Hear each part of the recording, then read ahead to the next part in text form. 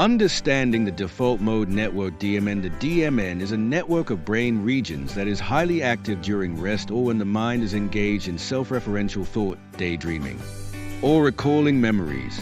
It plays a crucial role in our sense of self and in various cognitive processes.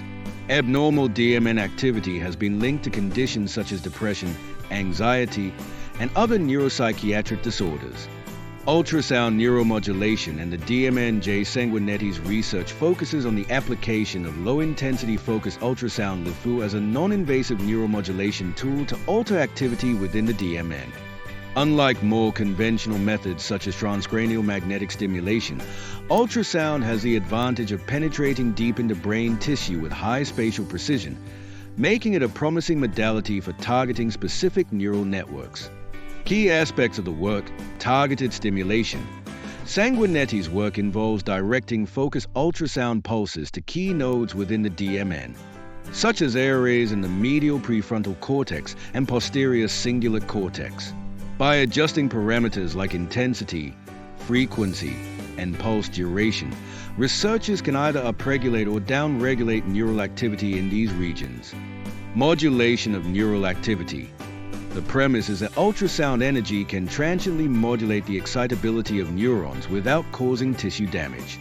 This modulation may lead to a temporary reset of the network's activity patterns, which is significant given that dysregulation of the DMN has been implicated in various mental health conditions. Implications for consciousness.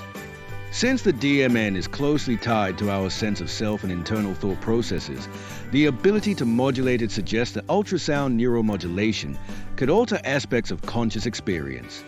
Sanguinetti's findings contribute to the broader discussion on how non-invasive interventions might help us better understand the neural correlates of consciousness by revealing how changes in network dynamics correspond to changes in subjective experience. Clinical applications. By fine-tuning DMN activity, this approach holds promise for therapeutic interventions. For example, in conditions like depression where the DMN may be hyperactive and contribute to rumination, ultrasound neuromodulation could help restore a more balanced state. The work is part of a growing field that seeks to develop novel, non-invasive treatments for neuropsychiatric disorders by directly targeting the neural networks involved. Broader significance: advancing neuroscience.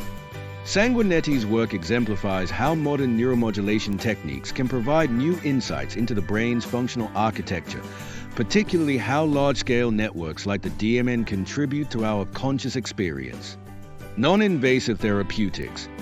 The potential to safely and reversibly modulate brain activity using ultrasound opens avenues for treating a range of conditions without the need for surgical intervention or pharmacological side effects. Bridging science and conscious experience. By linking changes in neural network activity to alterations in subjective experience, this research underscores the interplay between the physical brain and the phenomena of consciousness, a central question in both neuroscience and philosophy.